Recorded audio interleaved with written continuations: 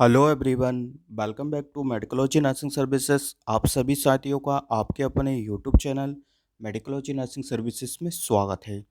So friends, जैसा कि आप सभी लोगों को पता है, आप सभी लोगों का एमपीएनएचएम का एग्ज़ाम अपकमिंग है और आने वाले सितंबर के लास्ट एंड तक आपको या अगस्त के स्टार्टिंग में आपको एग्ज़ाम देखने को मिल सकता है। ये एक टेंटेटिव डेट है अकॉर्डिंग टू मी, ठीक है। कोई इसको परफेक्ट डेट मान के नहीं चलिएगा, ठीक है। और साथ ही में आपके लिए नवोदय विद्यालय का वैकेंसी आने वाला है, उसके लिए भी मैं क्लास प्रिपेयर कर रहा हूँ। दोनों का कॉम्बिनेशन रहने वाला है, क्योंकि ऐसा होता है कि सब्जेक्ट जो हमारा नर्सिंग का सब्जेक्ट होता है वो दोनों का सेम होता है, और दोनों का सेम में एक चीज़ कॉमन देखने को मिलती है कि जो कुछ ऐसी एडिशनल और कुछ जो ऐसी ऑथेंटिक चीज़ें होती है कि वो दोनों ही एग्ज़ाम में, और किसी भी एग्ज़ाम की मैं बात कर लूँ जिसमें आपसे पूछा जाता है, ठीक है। तो ये मत सोचिएगा कि एनबीएस का क्लास है या एनएचएम का क्लास है, चाहे आप नॉर्सेट या केजीएम किसी का भी प्रोफेशन कर रहे हो, तो उसके लिए क्लास बहुत इंपॉर्टेंट रहने वाला है। आज का क्लास में आपको पॉजिटिव एजेंट मिलेंगे कि और इंक्यूबेशन पीरियड का टाइम देखने को मिलेगा। साथ ही में कुछ एडिशनल जो स्पेशल डेज होते हैं कम्युनिटी हेल्थ नर्सिंग के रिगार्डिंग, वो भी आपको एक जगह पे ही देखने को मिल जाएगा, ठीक है। और जैसे ही मेरा एक क्लास कंप्लीट हो जाएगा, ये पीडीएफ मैं आपको आपके अपने YouTube channel Medicology nursing services के व्हाट्सएप ग्रुप, मेडिकोलॉजी नर्सिंग सर्विसेज के टेलीग्राम चैनल पे मैं शेयर कर दूंगा। वहाँ से आप इसको फ्री ऑफ कॉस्ट में डाउनलोड कर पाएंगे, ठीक है। और साथ ही में बहुत इंपॉर्टेंट इन्फॉर्मेशन आप सभी लोगों के लिए, जितने भी बच्चे हैं जिनको target high book, PR Yadav book, एनक्लिक्स, मॉस्बी, सॉन्डर्स, किसी का भी बुक चाहिए है तो वो टेलीग्राम चैनल को ज्वाइन करें। नीचे डिस्क्रिप्शन में लिंक मिल जाएगा, वहाँ से आप फ्री ऑफ कॉस्ट बुक को डाउनलोड कर सकते हो और अपनी स्टडी को वेल कंटिन्यू बना सकते हो। चलिए, ये तो था कुछ एडिशनल चीज़ें, ठीक है। अब साथ ही में अब आपको क्लास की ओर लेके चलता हूँ। क्लास में आज आपके लिए बहुत ही इंपॉर्टेंट और बहुत ही अच्छा कंटेंट मैंने प्रिपेयर किया हुआ है, ठीक है। अब बात करेंगे हम सबसे पहले इंक्यूबेशन पीरियड का इम्पोर्टेंस। जो डिसीज़ कंडीशन है हमारी कम्युनिकेबल नॉन कम्युनिकेबल, उनके इंक्यूबेशन पीरियड मैंने यहाँ पे पुटअप किए हैं। सबसे पहले बात आता है चिकन पॉक्स का, ठीक है। स्टूडेंट्स, चिकन पॉक्स को हम वेरिसोला जोस्टर वायरस के नाम से भी जानते हैं, और साथ ही में उसका एक एडिशनल नाम आपको पता होना चाहिए, ह्यूमन अल्फा हेरपिक्स वायरस 3, ठीक है। कभी कभी एग्जाम में दोनों चीज़ें दी है तो आपको माइंड में दोनों चीज़ को अच्छे से बिठाना है। और इंक्यूबेशन पीरियड का यदि बात कर लूँ, 14 से 16 डेज़, ठीक है। तो 14 से 16 डेज़ में मैं करेक्शन करता हूँ, 14 से 16 डेज़ को आपको 14 से 21 डेज़ का एक मैक्सिमम से मैक्सिमम इंक्यूबेशन पीरियड आपको याद रखना है। फिर एग्जामिनर का आपसे पॉइंट ऑफ व्यू है कि एग्जामिनर आपसे क्या पूछना चाहता है, अकॉर्डिंग टू योर ऑप्शन और अकॉर्डिंग टू योर क्वेश्चन आपको राइट आंसर करना है, ठीक है। बट याद रखना है, बिलो 14 से नहीं होना चाहिए और मैक्सिमम 21 डेज से ज़्यादा नहीं होना चाहिए, तभी आपका इंक्यूबेशन पीरियड क्या होगा, यहाँ पे राइट होगा, ठीक है। तो आई थिंक आपको ह्यूमन चिकन पॉक्स के रिगार्डिंग सारी चीज़ें क्लियर हो गई होगी। मैंने इसके रिगार्डिंग पहले क्लास भी कंडक्ट करवा दिया है, तो यदि आपने नहीं देखा है तो वो क्लासेस देख लीजिएगा। मैंने क्लास भी सेपरेट बना दिया है, ठीक है। यूट्यूब पे प्लेलिस्ट के रूप में आपको एनबीएस और एमपीएनएचएम का क्लास के नाम से आपको सर्च करोगे तो मिल जाएगा, ठीक है। चलिए, बात करेंगे हम मीज़ल्स का, जिसको हम रूबेला बोलते हैं, ठीक है। अदर नेम भी आपको अच्छे से याद रखना है कि मीज़ल्स का नाम क्या है, रूबेला वायरस है। ये एक आरएनए फैमिली का वायरस है, ठीक है। याद रखना है कौन सा वायरस है स्टूडेंट्स, तो ये है एक आरएनए वायरस। पैरामिक्सोवायरस के ना इसका कॉजेटिव एजेंट है, ठीक है। क्या है कॉजेटिव एजेंट, पैरामिक्सोवायरस है। और वही बात कर ले हम इसका इंक्यूबेशन पीरियड, तो इसका इंक्यूबेशन पीरियड है, याद रखना, मिनिमम से मिनिमम 14 डेज़, ठीक है। मिनिमम से मिनिमम कितना है, 14 डे, एम फोर याद रख सकते हो, मिनिमम से मिनिमम 14 डेज़, ठीक है। तो 14 से लेके, या बोल सकते हो आप 10 से लेके 14 डेज़ होता है, बट ठीक है। जो इंक्यूबेशन पीरियड होता है आपको हमेशा 1 वीक वगैरह का याद रखना होता है। इसका भी इंक्यूबेशन पीरियड यदि आप मान के चलोगे तो 7 से लेके 14 डेज़ आप इसको याद रख सकते हो, बट एग्जाम में हमेशा यही चीज़ें पूछी जाती है, नियर टू, ठीक, नियर टू वैल्यू पूछी जाती है, ठीक है। चलिए, बात करेंगे हम रूबेला का, जिसको हम जर्मन मीज़ल्स बोलते हैं। और इसका अभी क्या है, कॉजेटिव एजेंट क्या देखने को मिलता है, आरएनए टोगा वायरस फैमिली से बिलोंग करता है। और इंक्यूबेशन पीरियड का यदि बात कर लिया जाए इसका, तो जो इंक्यूबेशन पीरियड है इसका 14 से लेके तो 21 डेज इसका इंक्यूबेशन पीरियड हम सभी लोगों को देखने को मिलता है, ठीक है। कितना है, 14 से लेके तो 21 डेज इसका इंक्यूबेशन पीरियड हमको देखने को मिलता है, ठीक है। बात करेंगे हम किसका स्टूडेंट्स, मम्प्स का, ठीक है, जिसको हम रूबेला बोलते हैं, जो कि एक आरएनए मिक्सोवायरस है। इसका कॉजेटिव एजेंट यदि पूछा जाता है तो क्या है, आरएनए मिक्सोवायरस रहने वाला है। और सेम ही चीज़ है, इसका इंक्यूबेशन पीरियड भी आपको 14 से 21 डेज़ देखने को मिलता है, ठीक है। 14 से 21 डेज़ वाले जितने भी इंक्यूबेशन पीरियड है उनको आपको एक कॉपी में अच्छे से लिख लेना है।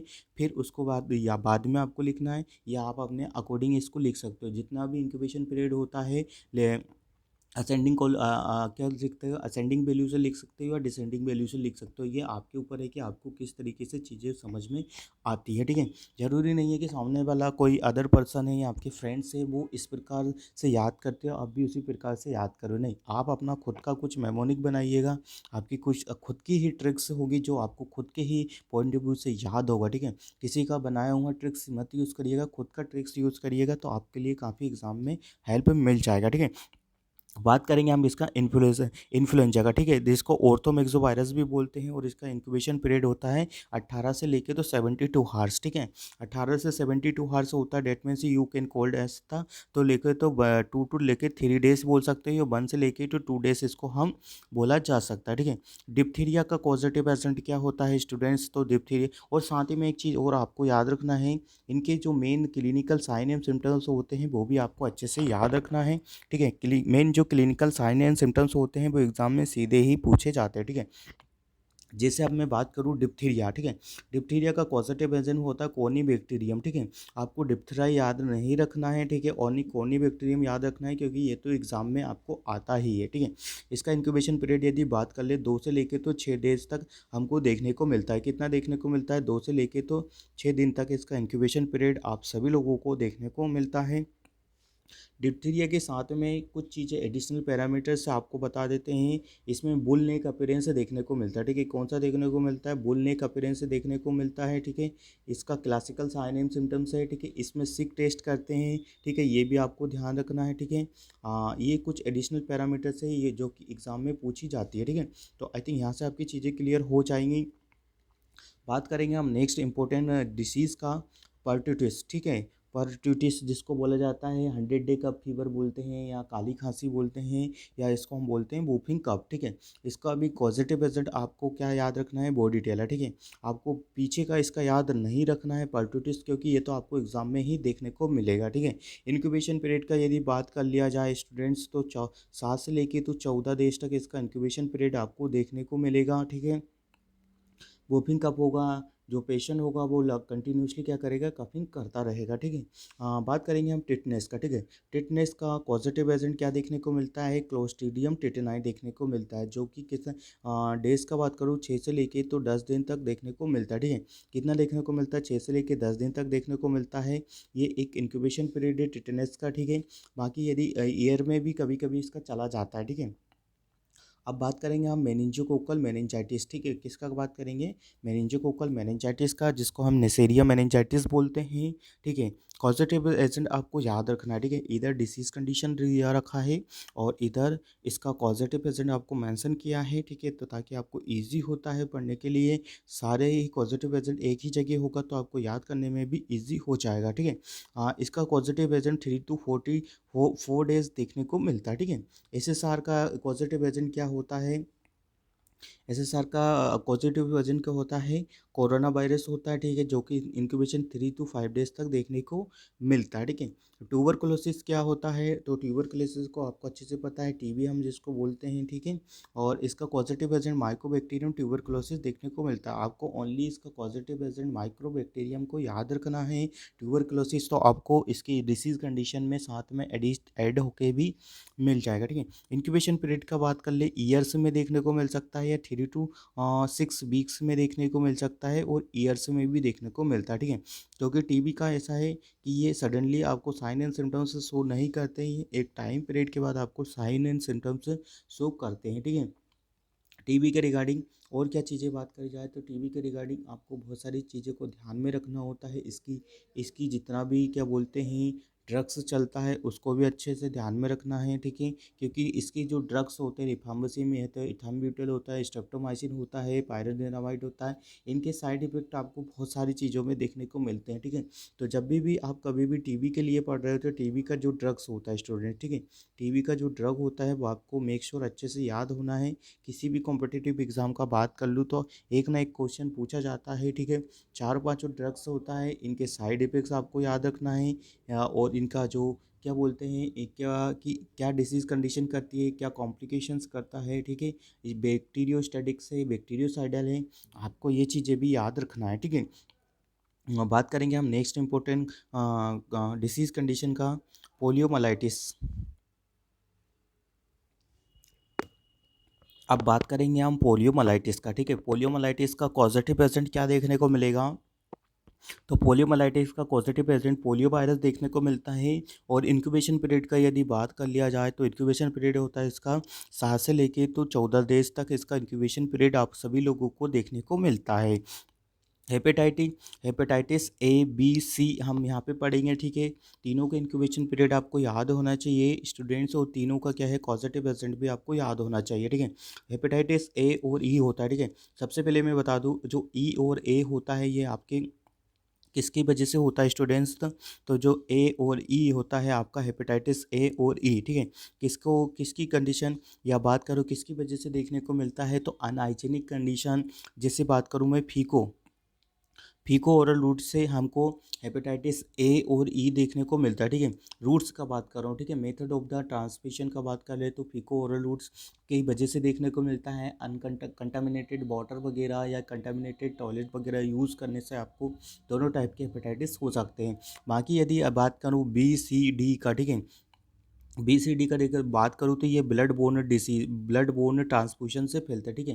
ब्लड बोर्न से फैलते हैं मतलब कि आपके ब्लड से फैलते हैं, ठीक है। तो ये चीज़ें भी आपको याद रखना है, ठीक है। वेरिएशंस पूछे जाते हैं एग्जाम में, कॉजेटिव एजेंट पूछे जाते हैं, और कौन सा फीको ओरल रूट से फैलता है, कौन सा ब्लड बोर्न है, ठीक है।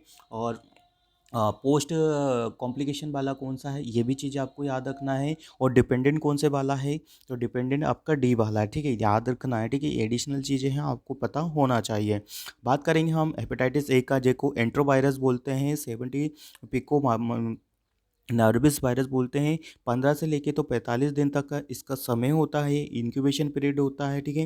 हेपेटाइटिस बी का बात कर ले जो मोस्ट कॉमन और वो मोस्ट फेटल देखने को मिलता है, इसका वायरस होता है हेपेंडा वायरस बोला जाता है, जिसका इंक्यूबेशन पीरियड भी आपको आई थिंक सबसे ज़्यादा देखने को मिलेगा। 45 से लेके तो 180 डेज तक इसका इंक्यूबेशन पीरियड देखने को मिलता है। हेपेटाइटिस सी का बात कर ले तो ये हमेशा ब्लड ट्रांसफ्यूजन या ब्लड की कंडीशन से ज़्यादा फैलता है, ठीक है। इसका हेपिका वायरस देखने को मिलता है, और इसका इंक्यूबेशन पीरियड 30 से लेकर तो 120 दिन तक देखने को मिलता है, ठीक है। आपको सबसे मेन चीज़ है कि इनके इंक्यूबेशन पीरियड आपको याद होना चाहिए, ठीक है। अब बात करेंगे हम किसका स्टूडेंट्स, तो कोलेरा का, ठीक है। कोलेरा में क्या चीज़ें देखने को मिलती है, सबसे पहले बात करें कि कोलेरा जो होता है आपका एक फीको ओरल रूट की वजह से देखने को मिलता है, ठीक है। ये जो अभी तक पढ़ा रहे थे आपको रेस्पिरेटरी मीजल्स मम्स, ये होता है कि एक रेस्पिरेटरी सिस्टम या ड्रॉपलेट इन्फेक्शन से फैलता है। अब मैं बात करूँगा कोलेरा का, ठीक है। कोलेरा जो होता है आपका फीको ओरल रूट से फैलता है, इसका पॉजिटिव एजेंट है विब्रियो कोलेराई, ठीक है। आपको ओनली विब्रियो विब्रियो याद रखना है, ठीक है। कोलेरा याद नहीं रखना, ये आपके एग्जाम में आ जाएगा, ठीक है।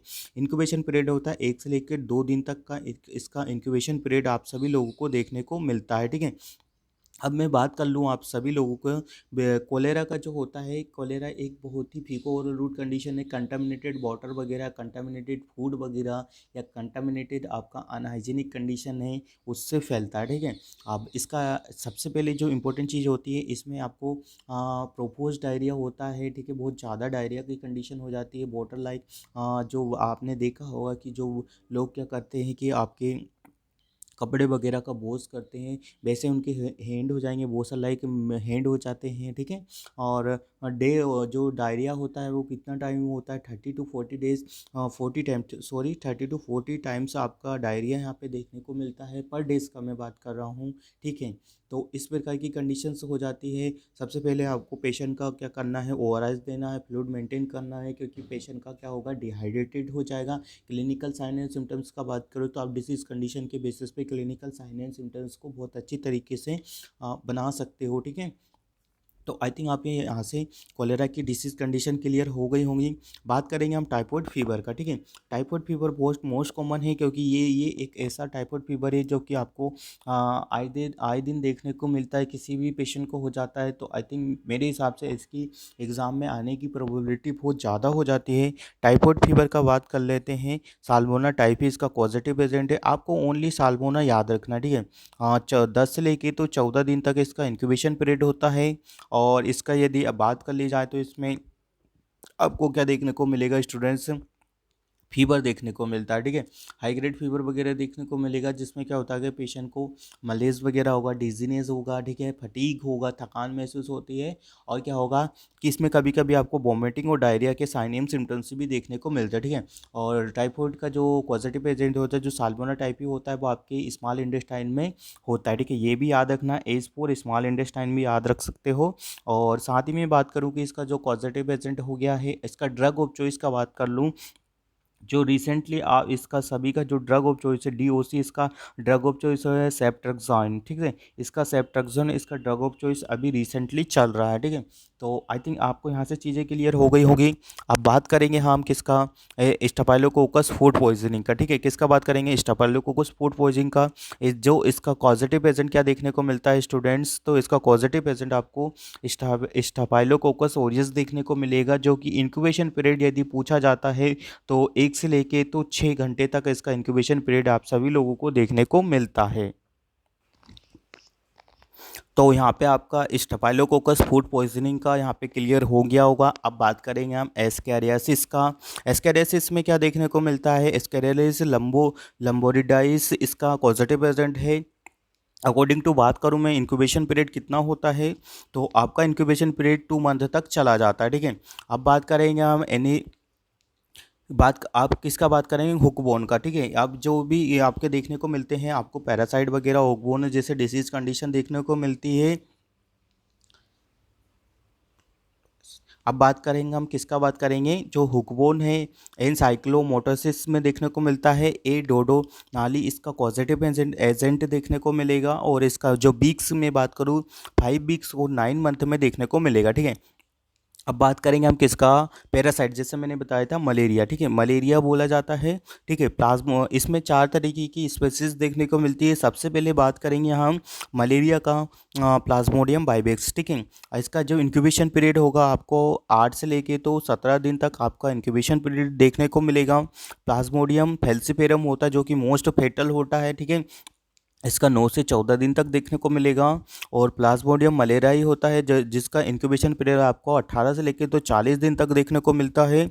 और प्लाज्मोडियम ओविल होता है, जिसका इंक्यूबेशन पीरियड आपको 16 से लेकर 18 देखने को मिलता है। ठीक है, तो ये चारों का इंक्यूबेशन पीरियड आपको याद रख लेना है। ठीक है स्टूडेंट्स, और साथ ही में आपको मलेरिया वगैरह है तो इसका आपको याद रखना है कि आपको क्या प्रिवेंशन लेना है। ठीक है, क्या क्या क्या चीज़ें देखने हैं। ठीक है, इसका याद अच्छे से रखना है। ठीक है, मेजरमेंट क्या है, प्रिवेंशन क्या है, यदि कोई पेशेंट आपके पास आता है तो उसको क्या हेल्थ एजुकेशन देना है, ये भी आपके लिए बहुत मैंडेटरी हो गया है आजकल।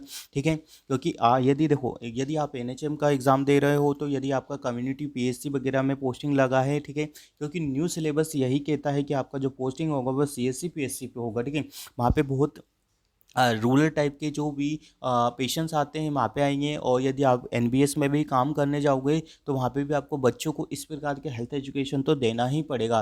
तो इन सब चीज़ों को कंसिडर करते हुए एक प्रोबेबिलिटी बनती है कि इस टाइप से क्वेश्चन आपके अपकमिंग एग्जाम में आ सकते हैं। ठीक है, तो बिल्कुल भी ऐसा नहीं सोचिएगा कि आपसे एमसीक्यू सोल्व नहीं करवा रहे हैं हम। ठीक है, एमसीक्यू सोल्व तभी करने में अच्छा लगता है जब आपका थ्योरी पोर्शन बहुत अच्छे तरीके से कंप्लीट होता है। चाहे तो मैं इन सभी का एमसीक्यू सॉल्व करवा देता और हर एक के लिए मैं आपके लिए बहुत ज़्यादा टाइम कंज्यूम यहाँ पे हो जाता है। ठीक है, यदि मैं यहाँ पे इंक्यूबेशन पीरियड सभी का लिखता, ठीक है, फिर आपसे एमसीक्यू सॉल्व करवाता, तो आपका भी टाइम कंज्यूम होता, ठीक है। तो इससे अच्छा है कि मैंने एक बेटर कंटेंट तैयार किया है जिसमें आपको सारे ही एमसीक्यू के सारे ही डायरेक्ट पॉइंट यहाँ पे देखने को मिल जाएंगे, ठीक है। बस आपको बाय हार्ट इसको याद ही करना है, रट्टा मार लेना है इसका, ठीक है। आपको समझना नहीं है, आपको सीधा ही इसका रट्टा मार लेना है, क्योंकि कुछ ऐसी एडिशनल चीज़ें होती है जिनको हमें समझना नहीं होता है, बाय याद याद करना होता है और रट्टा मारना होता है, ठीक है। आप पॉजिटिव एजेंट को रट्टा मार सकते हो और इंक्यूबेशन पीरियड का भी रट्टा मार सकते हो, ठीक है। रट्टा मारने में ही भलाई है, क्योंकि देखिए कुछ चीज़ें ऐसी होती हैं जैसे वैल्यू हुआ आपका, जैसे कॉजेटिव एजेंट हुआ, ठीक है। इन सब चीज़ों का क्या होता है कि ये आपको याद ही रखना होता है। जब भी आप कभी स्टडी करते हो तो आपको 10 से लेकर 20% ऐसी एडिशनल चीज़ें होती है, ठीक है, जिनको क्या करना होता है, बाय हार्ड स्टडी करना होता है। हार्ड है, आपको रट्टा ही मानना होता है और आपको ये वैल्यू हमेशा याद रखना ही होती है, ठीक है। जैसे कोई सा डिसीज़ कंडीशन है उसको आप अच्छे से समझ सकते हो, उसको समझो, ठीक है। डिसीज़ कंडीशन समझोगे तो उसके बेसिस पे आप उसका treatment, causative agent, sign and symptoms और फर्दर क्या क्या हेल्थ एजुकेशन है वो दे सकते हो, ठीक है। तो इस प्रकार से यदि आप स्टडी करके चलोगे ना, आप एग्जाम में कोई सा भी एग्जाम होगा ऐसा क्रैक कर सकते हो, ठीक है। चलिए, अब बात करेंगे हम किसका, लिम्फेटिक फाइलेरिसिस का बात करेंगे। वुचेरिया ब्रोनकार्प्टी इसका पॉजिटिव प्रेजेंट देखने को मिलता है। और इसका जो बात कर लीजिए इंक्यूबेशन पीरियड का, ठीक है, 18 से लेकर तो 16 मंथ तक इसका इंक्यूबेशन पीरियड आप सभी लोगों को देखने को मिलता है, ठीक है। अब बात करेंगे हम रेबीज का, ठीक है। रेबीज का जो भी बात करेंगे क्या होता है, रेबीज आप सभी को पता है एक जेनेटिक डिसीज है, ठीक है। यदि पूछा जाए रेबीज कौन सा डिसीज है स्टूडेंट, जेनेटिक डिसीज है। जेनेटिक क्या होता है कि जो कि एनिमल टू मैन होता है, ठीक है। याद रखना है जो रेबीज होता है, कभी कभी पूछा जाता है चेन, तो एनिमल टू मेन है, ठीक है। याद रखना है एनिमल टू मेन है। और इसका कॉजेटिव एजेंट का यदि बात कर लिया जाता है तो लाइसा वायरस टाइप 1 रिब्डो वायरस देखने को मिलता है, ठीक है। और पॉजिटिव एजेंट हो गया और इंक्यूबेशन पीरियड है 3 to 8 वीक्स में ये इसके इंक्यूबेशन पीरियड होता है। इसमें नेगरी बॉडी बनती है, ठीक है। इसके इंजेक्शंस आपको लगाए जाते हैं, ठीक है। बच्चों में भी रेबीज आपको लगाया जाता है, अच्छे से पता होता है, आपकी इम्यूनाइजेशन शेड्यूल में यहाँ पे मेंशन किया गया है, ठीक है। अब बात कर लेते हैं हम साथ ही में और क्या क्या चीज़ें होती हैं। तो जब कभी भी आपको ऐसा लगता है कि आपको रेबीज हुआ है, ठीक है, और सबसे यदि मैं बात करूँ सबसे फेटल है, ठीक है, रेबीज सबसे फेटल है, डेथ रेट बहुत ज़्यादा होती है। यदि एक बार किसी को रेबीज हो जाता है तो वो बहुत कम और बहुत ट्रीट नहीं होता है, कहने वाली बात है, ट्रीट नहीं होता है। तो ठीक है, रेबीज जब भी कभी हो जाता है तो आपको बहुत सारी चीज़ों का ध्यान में रखना है, तुरंत इमीडिएटली आपको हॉस्पिटल आना है, ठीक है। उसको जहाँ पे काटा है, कुत्ते ने काटा है, तो उसको क्या करना है, आपको क्लीन वाटर, ठीक है, हो सकता है तो सोप वगैरह से उसको रनिंग टेप वाटर के अंदर, ठीक है, रनिंग टेप वाटर के अंदर अपना पैर वगैरह या जहाँ पे भी काटा है वहाँ को पुटअप कर दीजिएगा, ठीक है। किसी भी प्रकार का कोई ऑइंटमेंट वगैरह यूज़ करने की ज़रूरत नहीं है। और फिर आपके पास के नियर बाई हॉस्पिटल या जहाँ पे भी आप रहते हो वहाँ पे आपको दिखा देना होता है, ठीक है। अब बात करेंगे येलो फीवर का, ठीक है। येलो फीवर में क्या होता है, फ्लेवी वायरस होता है जो कि इसका इंक्यूबेशन पीरियड होता है 2 से 6 दिन तक, ठीक है। जापानीज एन्सेफेलाइटिस होता है, ठीक है। एक येलो फीवर होता है जो कि एक इंटरनेशनल टाइप का कम्युनिकेबल डिसीज़ है, ठीक है। जब भी कभी आप इंडिया वगैरह से बाहर जाते हैं तो आपका इसको वैक्सीन लेना पड़ता है, ठीक है। ये ध्यान रखना है, ठीक है। अब बात करेंगे हमें जापानीज एन्सेफेलाइटिस का, जिसका पॉजिटिव एजेंट होता है ग्रुप बी अरबो वायरस, ठीक है। कौन सा होता है, ग्रुप बी अरबो वायरस होता है जिसको हम फ्लेवी वायरस के नाम से जानते हैं। इंक्यूबेशन पीरियड का यदि बात कर लिया जाए तो 5 से लेकर तो 15 दिन तक इसका इंक्यूबेशन पीरियड आपको सभी लोगों को देखने को मिलता है, ठीक है। अब बात करेंगे हम, ठीक है, किसका बात करेंगे, चिकनगुनिया का बात करते हैं, चिकनगुनिया फीवर का, ठीक है। चिकनगुनिया किसकी वजह से होता है, अरबो वायरस ए की वजह से होता है, ठीक है। इंक्यूबेशन पीरियड होता है 4 से लेके तो 7 डेज तक होता है, कह सकते हैं 1 वीक तक इसका इंक्यूबेशन पीरियड चलता है, ठीक है।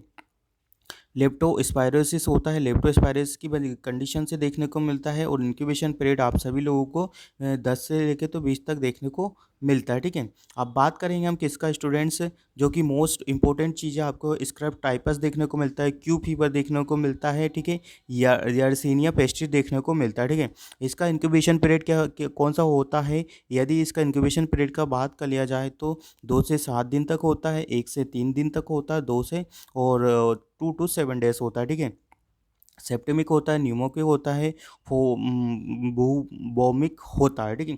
और स्क्रब टाइपिस होता है, रिकेट्सिया होता है, ठीक है। सुसुमनी होता है, ठीक है। इसका अच्छे से याद रखना है, ये मोस्ट इंपॉर्टेंट चीज़ें हैं, ठीक है, ध्यान रखना है। स्क्रब टाइपस होता है, रिकेट्सिया आपको याद रखना है, और रिकेटिया सुसुमोसी देखने को मिलता है, ठीक है। और इंक्यूबेशन पीरियड होता है 10 से लेके तो 12 दिन या 14 दिन तक आप इसका याद रख सकते हो।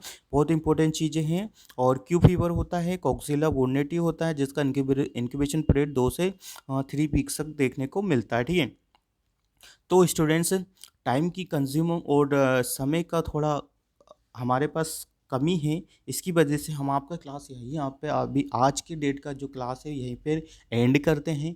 यदि स्टूडेंट्स आपको क्लास समझ में आ रहा है और क्लास अच्छा लगा है, कंटेंट में दम है, तो तभी आप वीडियो को लाइक करिएगा और तभी शेयर कर दीजिएगा, ठीक है। और इस प्रकार का क्लास आगे कंटिन्यूएशन में मैं प्रोवाइड करवाता रहूँगा। बहुत सारी चीज़ें यहाँ पे मैंने एड ऑन करके रखी है, जैसा आपको स्क्रीन पे दिखाई दे रहा हो। ये मैं सारी क्लासेस और इसका पीडीएफ आपको टेलीग्राम चैनल पे दे दूँगा, ठीक है। अब मैं प्रिपेयर कर रहा हूँ आप सभी लोगों के लिए, जो भी प्रीवियस ईयर के क्वेश्चन पेपर है, हो सकता है आपको एनबीएस के भी मिलेंगे और साथ ही में आपको एमपीएनएचएम के भी मिल जाएंगे, ठीक है। बस आपको चैनल पे बने रहना है, चैनल का सब्सक्राइब करना है और चैनल की वीडियोस को ज़्यादा से ज़्यादा बच्चों को शेयर करना है, ठीक है। और बाकी आप सभी लोगों के लिए स्टडी के रिगार्डिंग जितना भी मटेरियल होगा वो सभी हम मेडिकोलॉजी नर्सिंग सर्विसेज आपको प्रोवाइड करवा देगा। तो आप चैनल का लिंक ज़्यादा से ज़्यादा बच्चों को शेयर कर दीजिएगा। और किसी को बुक वगैरह चाहिए तो टेलीग्राम से ज्वाइन होकर फ्री ऑफ कॉस्ट में डाउनलोड कर सकते हैं। Thank you so much guys, keep watching us. और आगे इसका पार्ट में कंटिन्यू करवाऊंगा नेक्स्ट अपकमिंग डेज में। Thank you so much guys. और वीडियो का लिंक अपने फ्रेंड सर्कल में ज़रूर शेयर कर दीजिएगा। जो बच्चे अभी तक पढ़ नहीं रहे हैं वो बिल्कुल अच्छे से पढ़ेंगे, ठीक है। Thank you so much guys. जय हिंद, जय भारत।